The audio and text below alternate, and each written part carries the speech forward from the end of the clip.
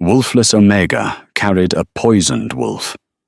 Through a blizzard, the Alpha King claimed her as Luna.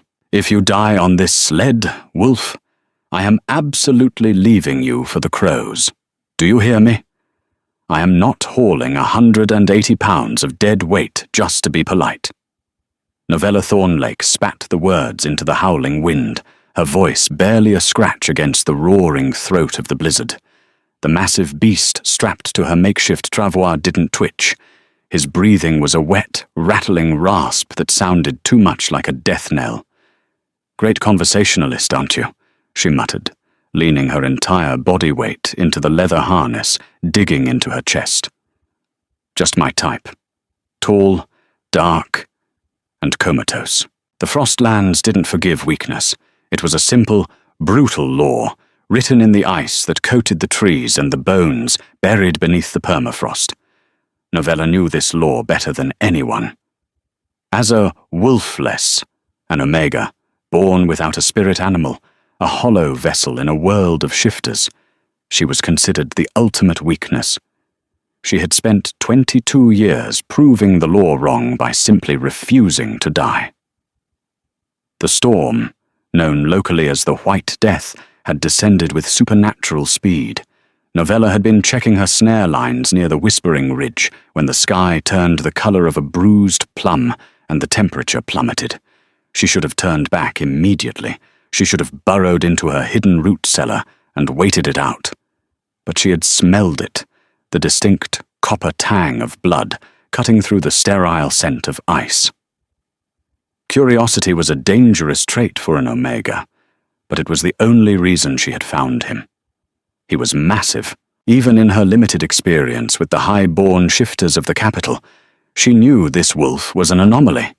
His fur was not just black, it was a void, an absence of light that seemed to swallow the falling snow. But now, that midnight coat was matted with crimson, and he was convulsing in the snowbank, foaming at the mouth. Wolfsbane laced with witch hazel. Novella recognized the tremors. Someone hadn't just tried to kill this wolf, they had tried to torture him out of his skin. Now, 3 hours later, her legs were screaming. The wind whipped her face with tendrils of ice, stinging like glass shards. The travois, 2 sturdy saplings lashed together with hide, groaned over the uneven terrain. "Don't you dare give up," Novella hissed, her boots slipping on a patch of black ice.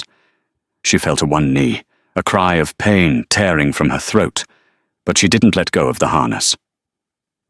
"I don't know who you are, but you owe me a very expensive dinner," the wolf whined, a low, pitiable sound that vibrated through the wood of the sled. It was a sound of surrender.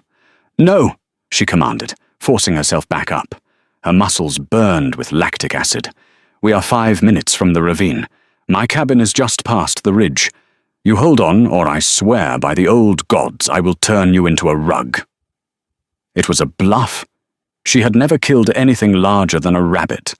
Novella was a scavenger, a healer of sorts for those too poor to afford the royal alchemists. She survived on scraps and wit. But right now, dragging this stranger through hell, she felt a strange, fierce possessiveness. He was broken. She was empty. It felt like a cosmically arranged meeting. The wind howled louder, a physical blow that nearly knocked her flat. Visibility was zero.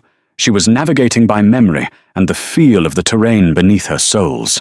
The cold was seeping through her worn parka, seeking the heat of her core.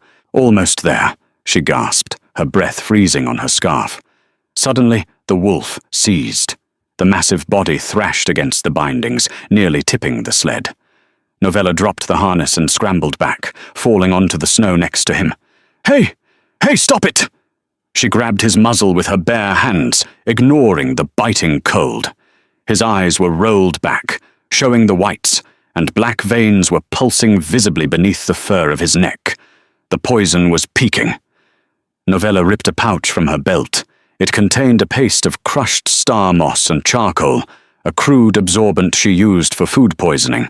It wouldn't cure him, but it might buy him an hour. "Open up," she demanded, prying his jaws apart. His teeth were razor-sharp, capable of snapping her wrist like a twig. She didn't hesitate. She shoved the paste onto his tongue, massaging his throat to force him to swallow. His jaws clamped down. Novella didn't pull away. She stared into his glazed, frantic eyes, projecting every ounce of stubbornness she possessed. "I am not afraid of you," she lied, her voice steady over the wind. "And I am not afraid of this storm. Swallow." For a heartbeat, the beast went still. The amber irises focused, sharpening with a terrifying intelligence. He swallowed. Novella slumped back, exhaling a cloud of steam. "Good boy." She retied the harness, her fingers numb and clumsy. The cabin was close. She could feel the shift in the air pressure near the ravine. She put her head down, grit her teeth, and pulled. She pulled for the wolfless girl who had been told she was nothing. She pulled for the wolf who was currently dying. She pulled because the storm wanted them both, and Novella Thornlake had a serious problem with authority. The cabin was little more than a hunter's shack, reinforced with clay and stone, buried halfway into the side of the hill to insulate against the biting frost. To Novella, it was a palace. Getting the wolf inside had been a nightmare of physics and leverage. She had essentially rolled him onto a blanket and dragged him across the threshold, kicking the heavy oak door shut against the screaming wind. Silence fell like a hammer. The only sound was the crackle of the dying embers in the hearth and the wolf's labored breathing. Novella didn't rest. She couldn't. She stripped off her wet outer layers, shivering in her thermal tunic, and immediately stoked the fire, feeding it dry birch until the flames roared to life. She turned to her guest. In the firelight, he was even more terrifying. He took up half the floor space. The heat of the room was triggering the shift. Shifters couldn't maintain their animal form when their core temperature fluctuated this wildly under duress. "This is going to be messy," she whispered, grabbing a bucket of water and a rag. The transformation was agonizing to watch. Bones cracked and realigned with wet snaps. Fur retracted into skin. The muzzle shortened, the spine straightened. Novella turned away to give him a semblance of privacy, though she kept a knife within arm's reach. A wounded animal was dangerous. A wounded man was often worse. When the sounds of shifting stopped, replaced by a human groan, she turned back with a blanket in hand. She froze. The man lying on her rug was a landscape of scars and muscle. He was stark naked, his skin pale as moonlight, contrasting with the dark, wet hair plastered to his forehead. But it wasn't his nudity that stopped her breath. It was the tattoo etched into the skin over his heart. A crown of thorns wrapped around a howling wolf. Novella dropped the blanket. Oh, gods! She hadn't just rescued a wolf. She had rescued a member of the royal guard, or worse. That sigil belonged to the high house of Frostborn. He was an enemy. The Frostborns were the ones who had instituted the utility laws, declaring that wolfless Omegas were to be stripped of citizenship and relegated to servitude. Because of his family, she lived in a shack. She should kill him. It would be easy. One slice across the throat while he was weak. The man's eyes flew open. They were the same striking amber as the wolf's, burning with fever and violence. He surged upward, his hand shooting out to wrap around Novella's ankle. His grip was iron. "Assassin!" he rasped, his voice sounding like gravel grinding together. "Nurse!" she corrected sharply, hiding her fear behind a mask of annoyance. "And if you don't let go, I'm going to kick you in the face!" He blinked, the aggression faltering as pain washed over him. He collapsed back onto the floor, but his hand didn't release her ankle. It slid down, his fingers trailing over her boot, seeking an anchor. "Where?" "Nowhere. Safe," Novella said, crouching down but staying out of striking range. She tossed the blanket over his lower half. "You were poisoned. Wolfsbane and something else. Something synthetic." "Yestin," he muttered, the name dripping with venom. "The wine." Novella's mind raced. Yestin Moorheart, The Duke of the Southern Vales. This was high court treason happening on her living room floor. Drink this. She held a clay cup to his lips. It contained a tea made of willow bark and a rare, pungent root she called king's foil. Ironic, considering the circumstances. He turned his head away. Poison. If I wanted to kill you, I would have left you in the snowdrift, Novella snapped. Or I would have stabbed you 5 minutes ago while you were shifting. Drink the damn tea. He looked at her then, really looked at her. He saw the frayed edges of her tunic, the scars on her hands from skinning game, the defiant set of her jaw. He saw a peasant girl ordering a predator to heal. A ghost of a smile touched his lips. It was terrifyingly handsome. Bossy, he murmured. He drank. For the next 6 hours, Novella fought the Reaper for his soul. The fever spiked so high his skin radiated heat like a furnace. He thrashed, hallucinating battles and betrayals. He spoke of the void and the hollow crown. Novella pinned him down with her body weight. Wiping his brow with snow, she melted in a pot, forcing water down his throat. At the darkest hour of the night, he stopped shivering. He went unnaturally still. Novella pressed her ear to his chest. His heart was beating, slow, strong, and rhythmic. The black veins in his neck had receded to faint grey lines. He was going to live. Exhausted, Novella slumped against the wall, pulling her knees to her chest. She watched him sleep. In repose, the harsh lines of his face softened. He looked less like a monster and more like a man who had carried the world for too long. "Who are you?" she whispered to the shadows. As if in answer, the wind outside died down, leaving a heavy, suffocating silence. And then, a sound broke through the quiet, a sound that chilled Novella's blood faster than the storm. Howls. Not the wild, chaotic howls of timber wolves. These were synchronized, disciplined, hunting. They were looking for him. Novella didn't wait. She scrambled up, dousing the fire with a scoop of ash to kill the smoke. The cabin plunged into darkness, save for the pale moonlight filtering through the frost-rimed window. "Wake up!" she hissed, shaking the man's shoulder. He woke instantly, no transition from sleep to wakefulness, just 0 to lethal alert. He grabbed her wrist, twisting it painfully. "They're here," she whispered, wincing. "Your pack." He listened, his head cocked, the amber eyes narrowed. "Whitshaw, my general. Is that good or bad? It depends on who gave him his orders." The man tried to stand, but his legs buckled. The poison had been neutralized, but his muscles were jelly. Novella caught him, grunting under his weight. He smelled of sweat, pine, and the underlying scent of immense power. "We need to hide," Novella said. "There's a root cellar beneath the—" "No." His voice was firm. "If Zevran is here, hiding makes me look guilty. Help me to the chair. You can barely stand." "I am the king!" he growled, the command vibrating in his chest, hitting Novella with a force that nearly made her knees buckle. "Put me in the chair." King. The world tilted on its axis. Novella stared at him. This wasn't just a Frostborn. This was Xyla Frostborn, the Alpha King, the tyrant of the North, the man who signed the laws that made her a non-person. She was holding the architect of her misery in her arms. "You," she breathed, her hands trembling. "Me," Xyla acknowledged, his gaze hard. "Now get me to the chair, Wolfless, or we both die." She should drop him. She should let the soldiers break down the door and find him helpless. But the survival instinct that had kept her alive for 22 years kicked in. If he died here, she would be blamed. She was the convenient scapegoat, the wolfless witch who poisoned the king. She hauled him to the rough-hewn wooden chair facing the door. He collapsed into it, arranging his limbs with a regal grace that defied his exhaustion.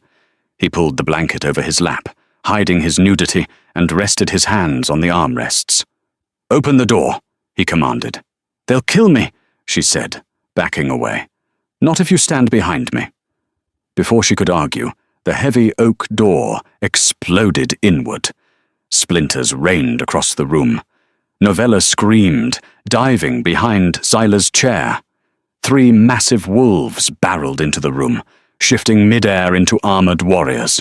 Swords were drawn, the steel gleaming in the moonlight. Leading them was a man with a face like a hawk and eyes of cold steel. Zevran Witshaw, the royal beta. "Secure the perimeter!" Zevran roared. His eyes landed on Zyla, and relief washed over his face, quickly replaced by confusion. Then he saw Novella peering over the back of the chair.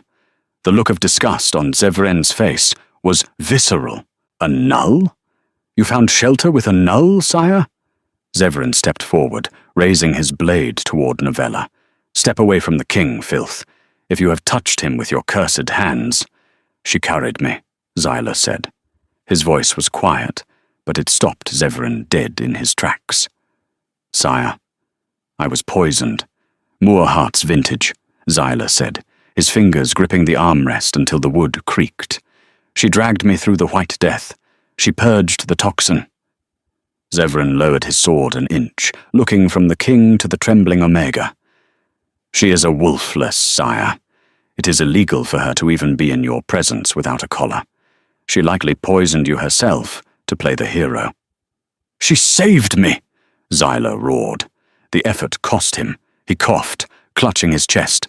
"We must get you to the citadel," Zevran said urgently, signaling his men. "The healers are on standby. As for the girl—" He looked at Novella with cold indifference. "She is a loose end. We cannot have rumors that the Alpha King was weak enough to be nursed by a genetic defect. Eliminate her." One of the soldiers moved toward Novella. She didn't scream. She reached for the knife in her boot. She would not die on her knees. "Touch her!" Zyla's voice dropped to a subsonic growl that rattled the jars on the shelves. "And I will rip your throat out with my human teeth." The room froze. An alpha protecting a wolfless was unheard of. It was madness. Zyla forced himself to stand. He swayed, and Novella instinctively reached out to steady him, her hand gripping his forearm. The contact sent a shockwave through the room. A wolfless touching the king. Zevran looked horrified. "Sire, the optics!" "I do not care about the optics, Zevran. I care about the debt." Zyla looked down at Novella. For the first time, the amber eyes weren't calculating. They were burning with something possessive. He looked at her not as a savior, nor a servant, but as a discovery. "She comes with us," Zyla declared. "As a prisoner?" Zevran asked, sheathing his sword slowly. Zyla looked at Novella. He saw the fire in her eyes, the knife in her hand, the sheer, unadulterated will to survive against a world designed to crush her. He saw the woman who had shouted at a blizzard for him.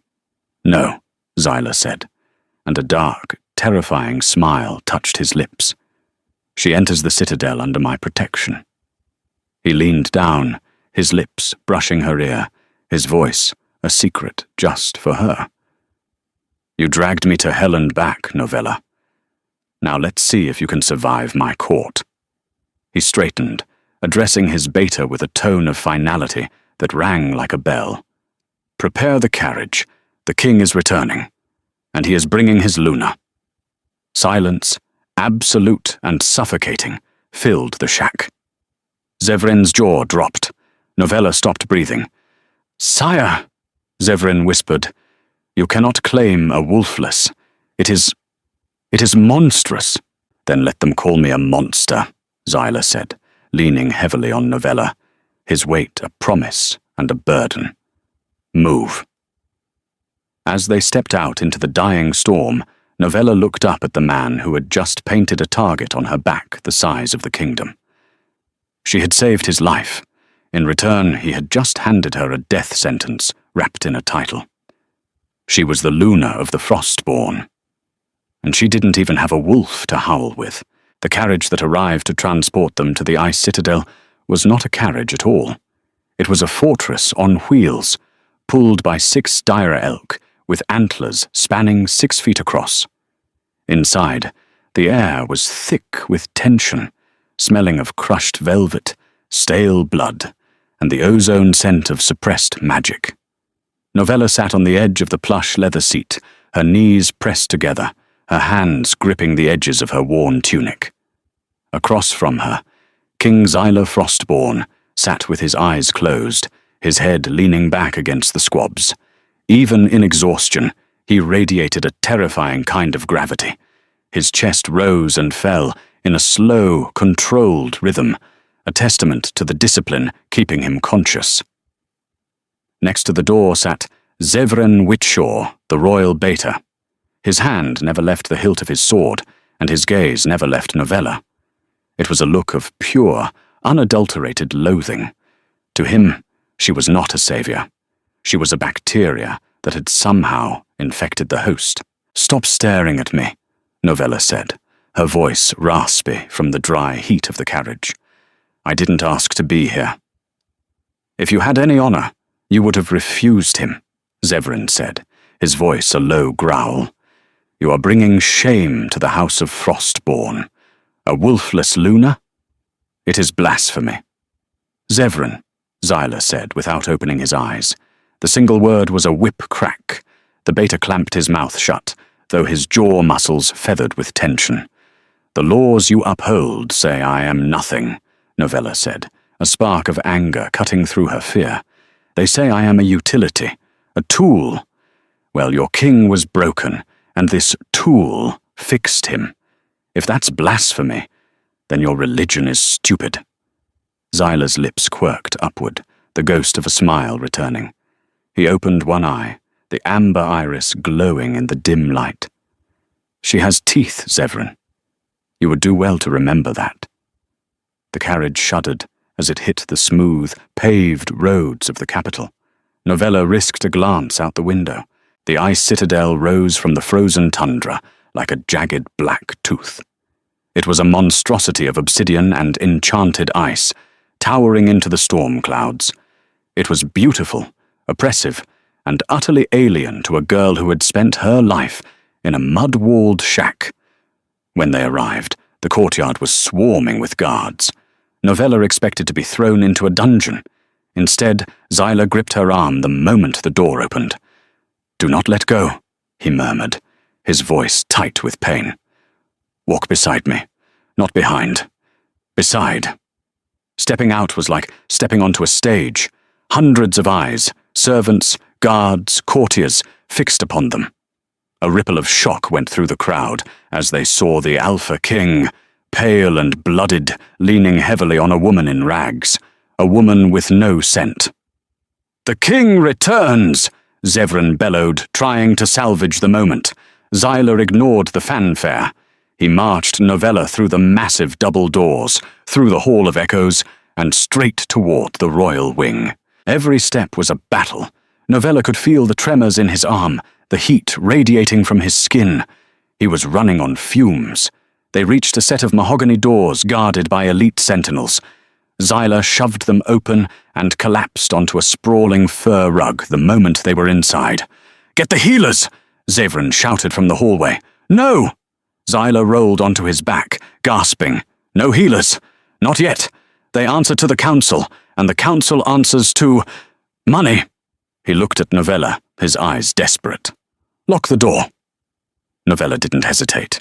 She slammed the heavy bolt home just as footsteps approached. "You're paranoid," she said, kneeling beside him. "I'm alive," he corrected. "There is a difference." He reached up, his hand trembling, and touched her cheek. His skin was scorching.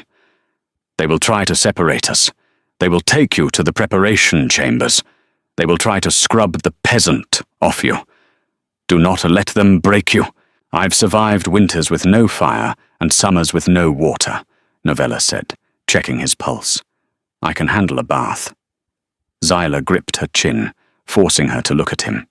The intensity in his gaze made her breath hitch. "It is not just a bath, Novella. They will try to strip away who you are. They want a doll. I need the woman who shouted at the wind." A knock pounded on the door. "Sire, the physician is here." Xyler released her, his expression hardening into a mask of stone. "Let them in." The game begins now. Novella unlocked the door. As the medics swarmed in, pushing her aside, she felt a cold hand of dread grip her heart. She was alone in a castle full of wolves, and the only person who wanted her alive was currently unconscious. Zyla was right. It wasn't just a bath. Novella was escorted by 3 stone-faced handmaidens to the sanctum of purification. They stripped her of her tunic, her only possession, and burned it before her eyes. They scrubbed her skin with stiff brushes until she was red and raw, muttering about mongrel stench and filth. They washed her hair with oils that smelled of chemically induced lavender, trying to mask the scent of nothing. That was the problem with the Wolfless. To the shifters, they didn't smell bad. They smelled like a void, like a mannequin. It unnerved them. By the time they were finished, Novella was wrapped in a gown of silver silk that cost more than her entire village. It was backless, exposing the sharp ridges of her spine and the scars she had earned survival. The handmaidens tried to cover the scars with powder, but Novella pulled away. "Leave them!" she snapped. "If the court is going to eat me alive, they should know the meat is tough." She was summoned to the grand hall for the evening feast. It was less a dinner and more an execution waiting to happen. The doors opened, and the herald announced, "Presenting the companion of His Majesty." He couldn't bring himself to say, "Luna." The hall was cavernous, lit by floating chandeliers of blue crystal. Long tables were packed with the nobility of the Frostlands, dukes, duchesses, alphas of minor packs. The air was heavy with the scent of pine, musk and rain, the pheromones of powerful wolves. When Novella entered, the silence was deafening. She walked the long aisle alone. Her chin was high, her steps measured. She didn't look at the sneering faces. She looked straight ahead at the high table. Zyla was there. He looked magnificent and terrifying. He had been cleaned up, dressed in a tunic of black velvet embroidered with silver thread. He sat on the obsidian throne, looking bored, but his eyes tracked her every movement. To his right sat a man Novella recognized instantly from the descriptions in the village gossip. Iestyn Moorheart, the Duke of the Southern Vales. He was beautiful in a way that made your skin crawl. Golden hair, bright blue eyes, and a smile that didn't reach them. He was sipping wine. The same wine, Novella realized with a jolt, that had nearly killed the king. Novella reached the dais and curtsied, clumsy, stiff, but defiant. "Rise," Zyla said. His voice was stronger now, bolstered by whatever stimulants the medics had given him. "Sit beside me." A ripple of outrage went through the room. The seat beside the king was for the Luna. "Sire," Iestyn purred, his voice like warm honey. "Surely there has been a mistake. The kitchen staff eat in the scullery." Laughter rippled through the hall. Novella froze. She looked at Iestyn. She saw the malice in his eyes. He wasn't just insulting her. He was testing Zyla's weakness. Novella bypassed the chair and walked straight up to Iestyn. The hall went silent again. She was small compared to him, a rabbit standing up to a fox. "Lord Moorheart," she said, her voice clear. "I wouldn't speak so loudly if I were you. The stress might exacerbate your condition." Iestyn blinked, his smile faltering. "Excuse me." The yellowing of the sclera, Novella pointed to his eyes. The slight tremor in your left hand, holding that goblet. And the scent? She leaned in, sniffing the air theatrically, though she couldn't smell magic. She was bluffing based on what she saw. "You've been dabbling in nightshade alchemy, haven't you? Trying to build an immunity?" Iestyn's glass rattled against the table. The color drained from his face.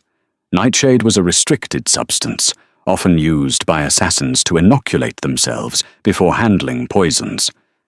"That is a lie," Iestyn hissed. "How dare a Wolfless—" "I am a healer," Novella interrupted, her voice gaining strength. "I pulled your king back from the brink of death Because I know exactly what poison looks like, and right now, my lord, you look toxic." She turned and sat in the Luna's chair. The silence in the room was absolute. Zyla didn't move, didn't speak. He just watched Yestin, whose face had turned a mottled shade of red. "An amusing parlor trick," Yestin spat, recovering his composure. "But accusations require proof, little girl." "Proof is for courts," Zyla said. His voice was low, but it carried to every corner of the room. He stood up. "I am the king. My instinct is the law, and my instinct tells me that I like her." He placed a hand on Novella's shoulder. It was a claim, a warning. "Let us eat," Zyla commanded. The tension broke, replaced by the clatter of silverware, but the air remained charged. Novella looked down at her plate. Her hands were shaking beneath the table. She had just publicly humiliated the most powerful duke in the kingdom. "You have a death wish," Zyla whispered, leaning close to her ear under the guise of passing the bread. "I hate bullies," she whispered back. "He will kill you for that." "He tried to kill you first," she said, looking up at him. "I figure we're even." Zyla looked at her, and for a moment the mask of the king slipped. He looked at her with a mixture of awe and terror. "You are going to be the death of me, Novella Thornlake." "Only if you don't finish your vegetables," she retorted. The banquet was a marathon of subtle insults and political maneuvering, but Novella survived it. When it finally ended, Zyla didn't send her to the guest quarters. He marched her straight to the royal suite, his personal chambers. The rooms were vast, dominated by a massive fireplace and a bed large enough for a pack. The moment the heavy doors closed, Zyla slumped against the wood, the facade of strength crumbling. "Help me," he groaned, sliding down to the floor. Novella was there in an instant. She caught him, guiding him to the rug before the fire. "You overexerted yourself. You should be in bed." "I can't," he gasped, clutching his chest. "If I show weakness—" "Yestin strikes. The council. They are watching like vultures." "Let them watch," Novella said, unbuttoning his tunic to check his heart rate. "You need rest. I need you." The words hung in the air, heavy and intimate. Zyla looked at her, his eyes fever-bright. He reached out, his fingers tracing the line of her jaw. "Why did you do it?" he asked softly. "In the hall, you challenged him." "Because he hurt you," Novella said simply. The truth of it surprised her.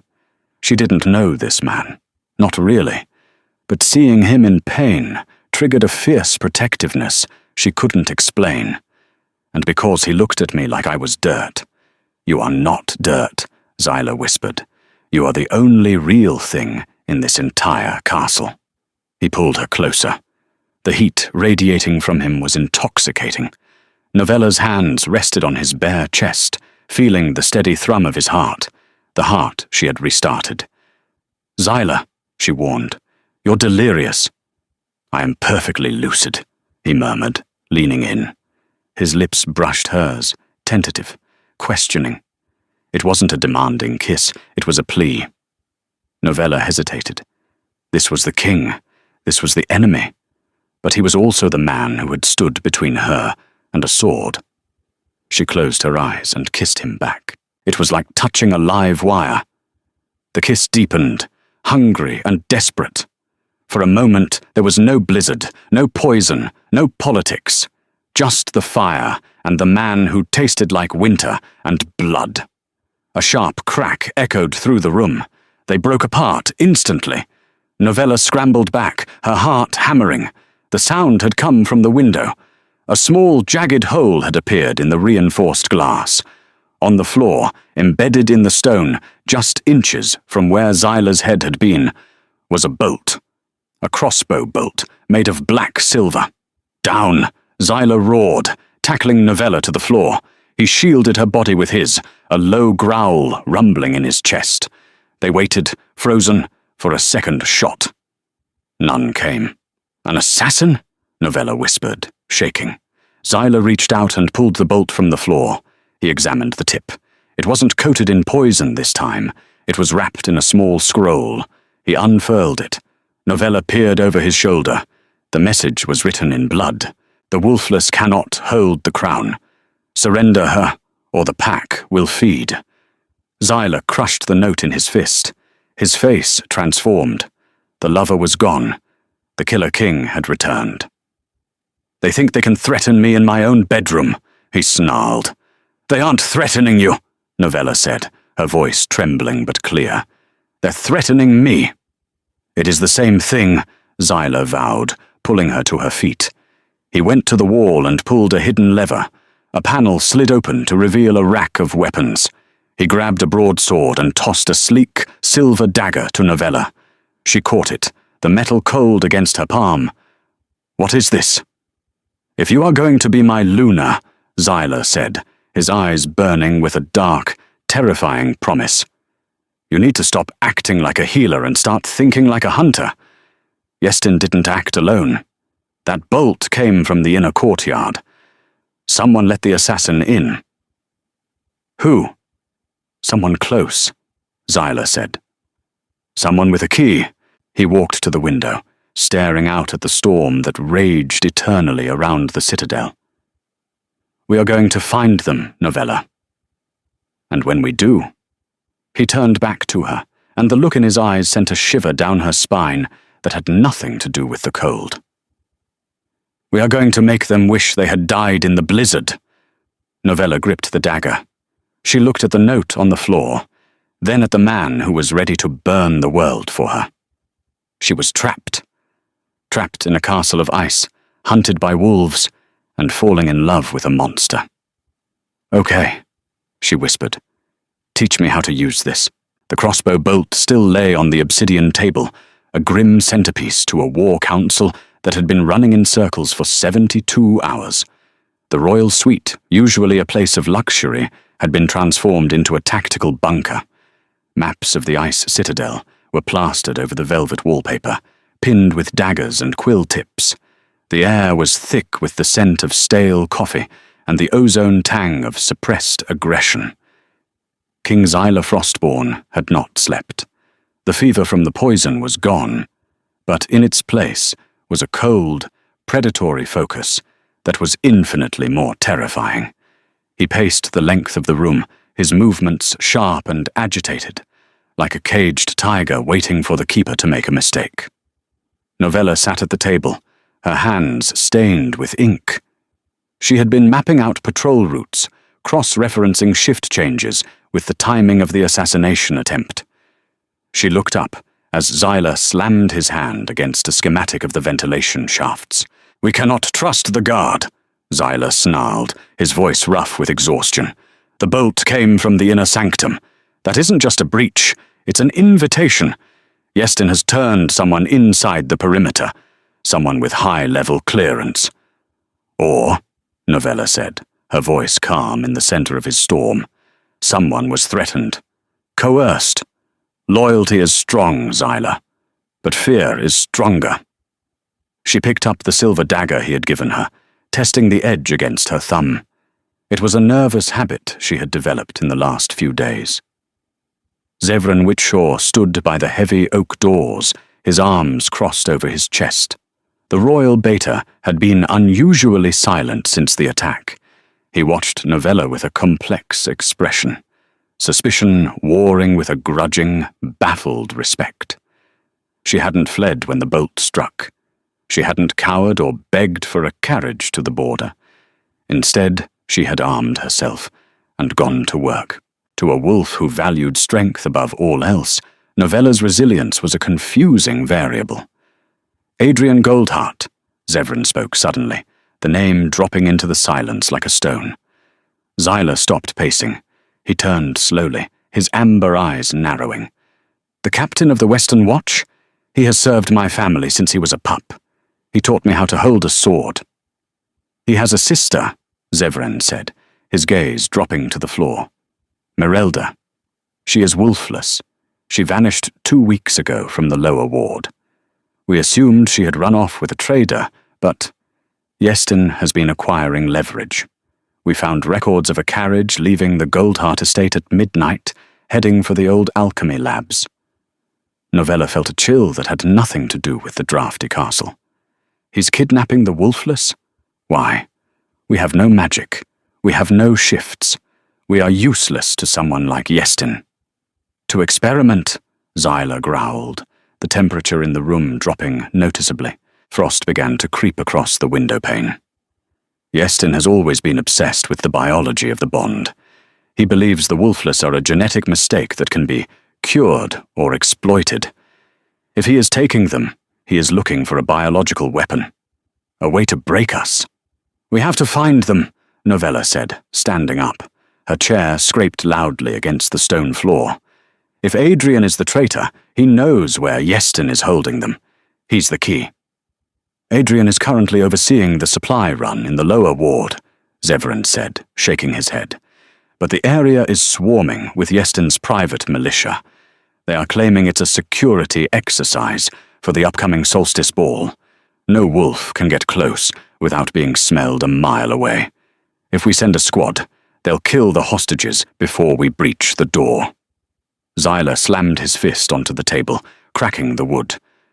Then we are blind. I am the king of the north, and I cannot walk through my own castle without triggering a trap. No, Novella said softly. You are blind. I'm not. Both men stopped and looked at her. I have no scent, Novella reminded them, stepping into the light of the fireplace. To a werewolf, I'm a ghost. I'm a void. I can walk right past a guard dog, and unless he sees me with his eyes, he won't know I'm there. I can slip through the cracks you can't fit through. Absolutely not, Zyla snarled, moving instantly to block her path. His sheer size was overwhelming, but Novella didn't flinch. I did not drag you from the snow and fight off death itself just to send you into a viper's nest as bait. You didn't drag me anywhere, Your Majesty. Novella stepped into his space, tilting her head back to look him in the eye. She placed a hand on his chest, feeling the frantic, angry rhythm of his heart. I dragged you, remember? Across 3 miles of ice. And right now, you are a king under siege with no eyes. I am the only asset you have that Yestin can't track. Zyla stared at her, his jaw working. He wanted to lock her in the highest tower. He wanted to burn the world down to keep a single hair on her head from being harmed. But he saw the steel in her spine, the same steel that had defied the White Death. He realized with a jolt of terror that he couldn't stop her. She was not his subject to command. She was his equal to trust. 1 hour, Zyla whispered, his hand cupping her cheek, his thumb tracing her lower lip.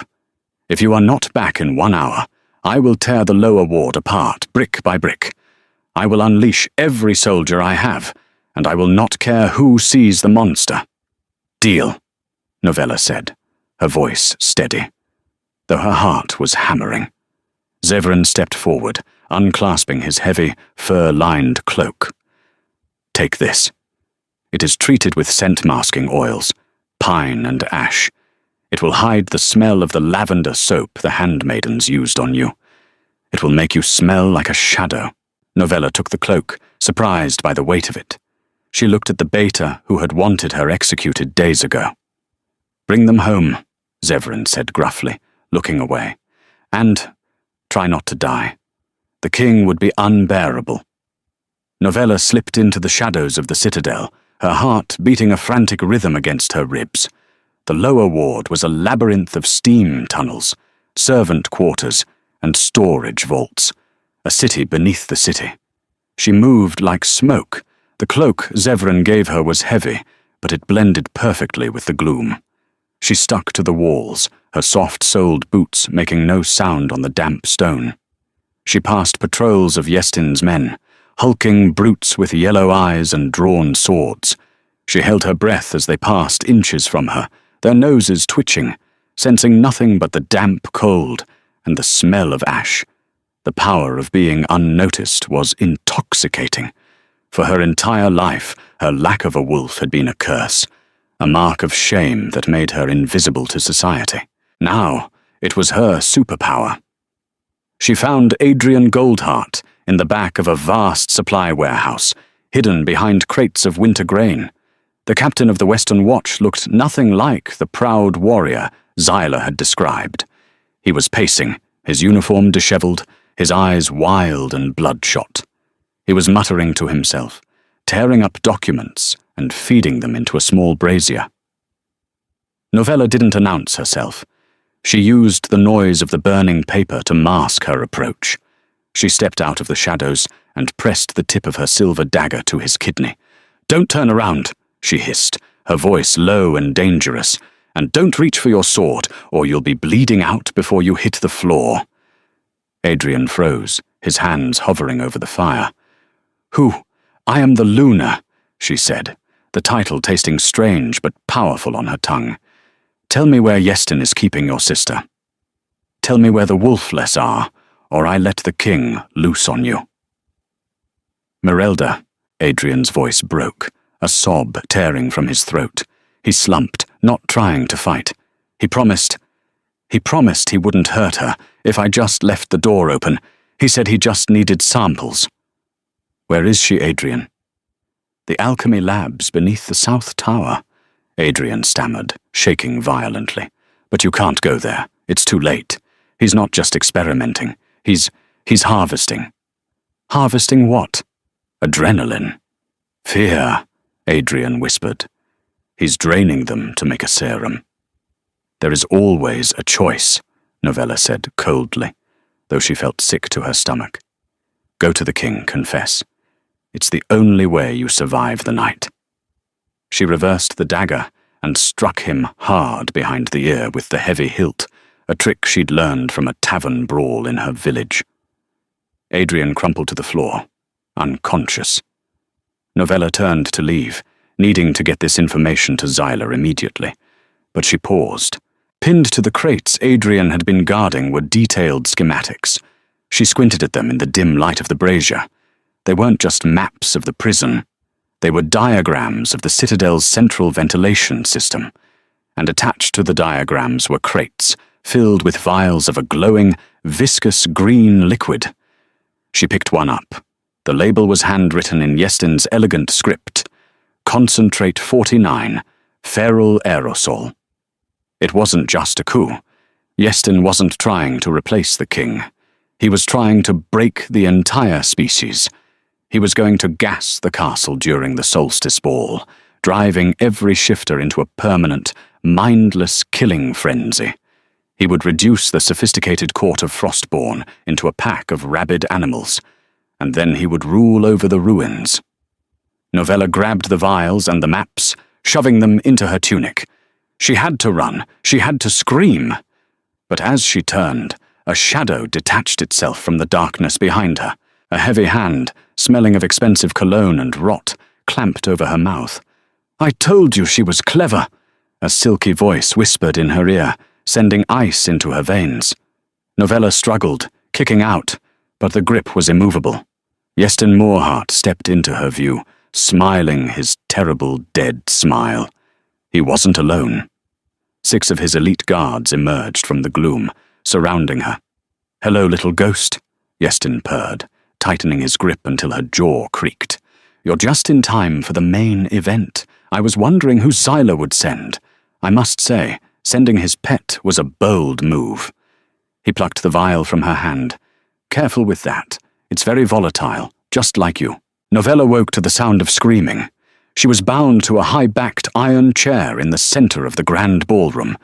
The room, usually a place of music and celebration, had been transformed into a theater of horrors. The solstice ball had begun. The hall was packed with hundreds of guests, the dukes, the duchesses, the pack alphas, the elite of the Frostlands. But there was no music. The doors were barred, and from the intricate brass vents along the floor, a heavy green fog was hissing into the room. Yestin stood on the royal balcony overlooking the hall, safe behind a glass partition, wearing an intricate gas mask. He looked like a grotesque insect god observing an ant farm. "Wake up, my dear," Yestin's voice boomed over a magical amplifier. "Watch the end of an era." Novella struggled against the ropes, but they were woven with silver wire, burning her skin. She looked around. The gas was waist-high now. The guests were coughing, stumbling. But it wasn't killing them. It was stripping them. A duchess near the front fell to her knees, clawing at her throat. Her eyes rolled back, and when they snapped forward again, the intelligence was gone, replaced by a yellow, predatory hunger. She didn't shift fully. She remained in a half-state, a monstrous hybrid of human and wolf. She lunged at the man beside her, tearing into his shoulder with her teeth. Panic erupted. It was a chain reaction. As the fear spiked, the gas worked faster. "It's a concentrated form of the feral frenzy," Yestin explained to Novella, his voice conversational. "It bypasses the rational mind and triggers the primitive hindbrain.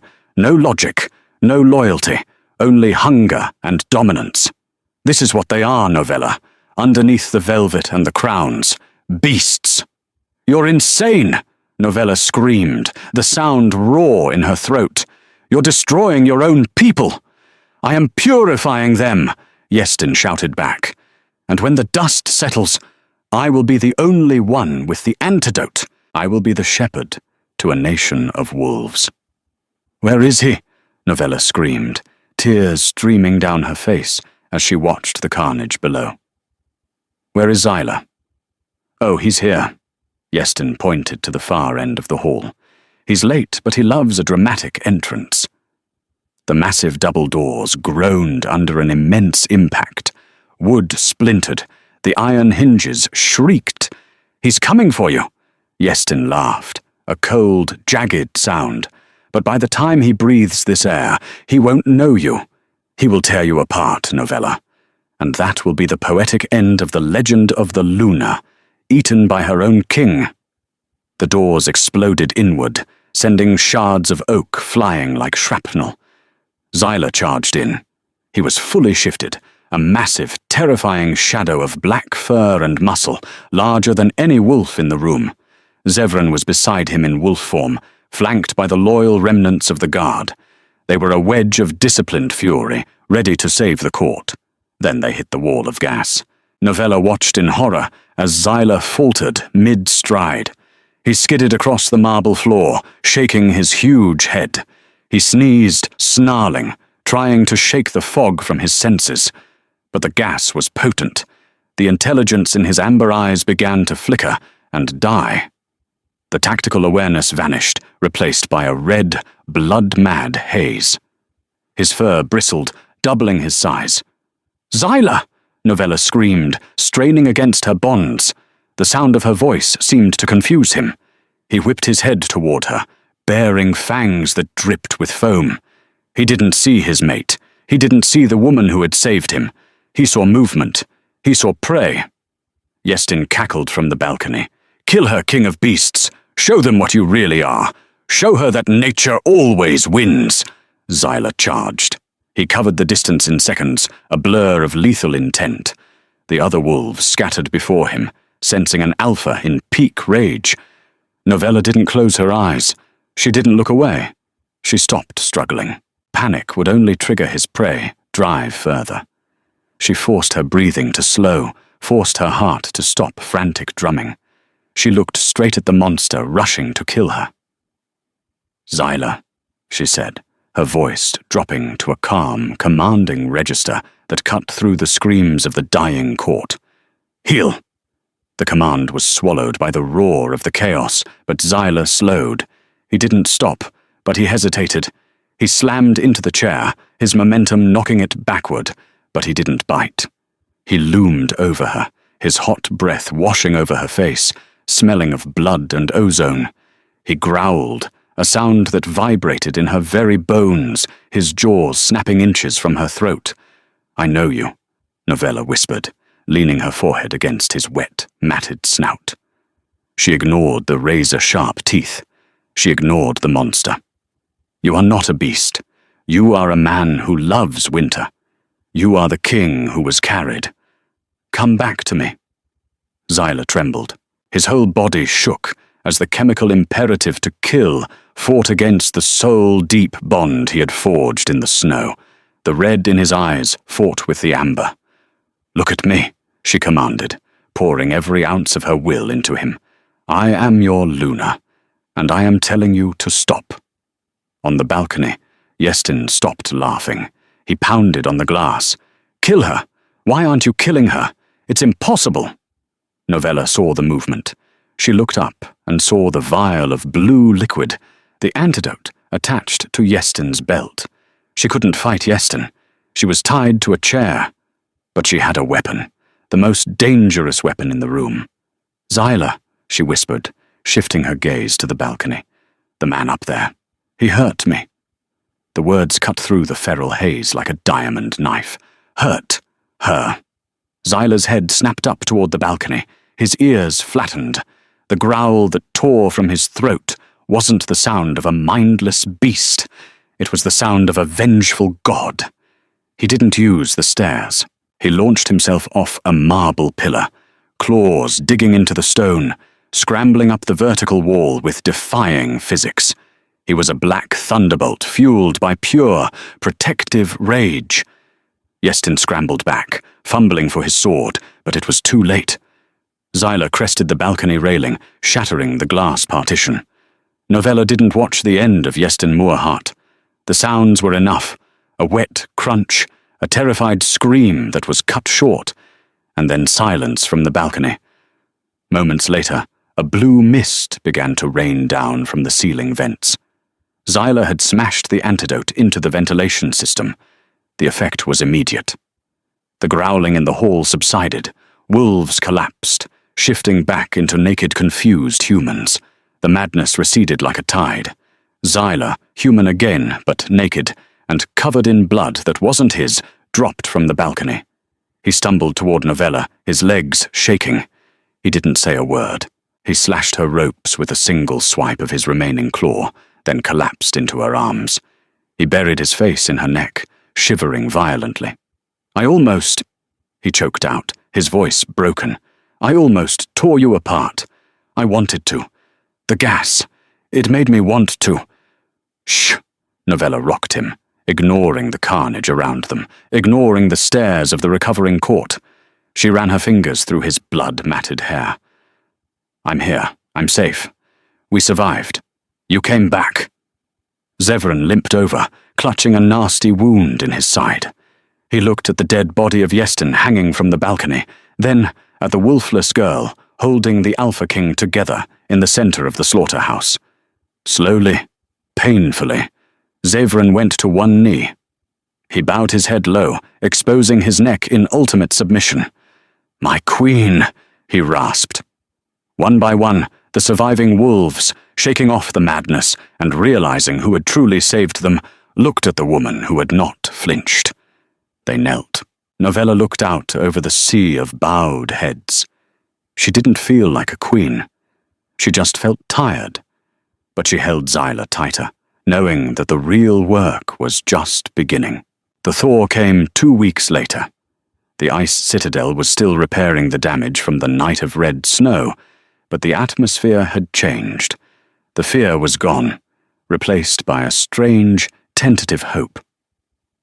Novella stood on the balcony of the royal suite, watching the sun glint off the melting icicles. She wore a dress of deep midnight blue, the color of the House of Frostborn, but she wore her old leather boots underneath. "You look like you're planning an escape," Zyla said, stepping up behind her. He looked better. The shadows under his eyes were gone, and the scars from the poison had faded to white, but he still moved with a careful grace, as if he were handling something fragile. "I was thinking about the laws," Novella said, not turning around. "The utility laws." "They are burned," Zyla said. "I signed the decree this morning. The Wolfless are citizens, full rights. Reparations are being paid to the families Yestin targeted. It's not enough to just burn the paper, Zyla." She turned to face him. "People hate what they don't understand. They hate us because we remind them that they are part animal, and we are not. We are the mirror they don't want to look into." Then we change the reflection, Xyla said. He took her hands. Zevran has petitioned the council to allow Wolfless into the royal guard. He says we need spies who can't be tracked. He calls it the Ghost Division. Novella laughed, a genuine bright sound. Zevran? Really? He has become your biggest fan. It is annoying, actually. Xyla smiled, but his eyes grew serious. There is one more thing, the claiming ceremony. Novella stiffened. The biting? No. Xyla shook his head. That is the old way. The way of possession. I do not want to possess you, Novella. You saved me because you were free. If I bind you to me with magic, I lose the very thing that makes you... You. He reached into his pocket and pulled out a ring. It wasn't gold or diamond. It was a band of polished black wood, inlaid with a single shard of raw, unrefined crystal from the cave where she had first dragged him. This is not a collar, Xyla said softly. It is a promise, a partnership. Be my Luna. Not because fate demanded it, or because of a bond we can't control. Be my Luna, because you choose me. Novella looked at the ring. She looked at the king who had learned that strength wasn't about how loud you could howl, but about who you were willing to bleed for. She thought of the blizzard. She thought of the silence of her own soul, which she had always thought was empty, only to realize it was just quiet enough to hear the truth. I choose you, she whispered. Xyla slid the ring onto her finger. He didn't roar. He didn't announce it to the kingdom. He simply kissed her, a slow, deep kiss that tasted of spring thaw and new beginnings. Below them, in the courtyard, the wolves were howling, but for the first time in history, the sound didn't make Novella feel alone. It sounded like a song, and she knew the words.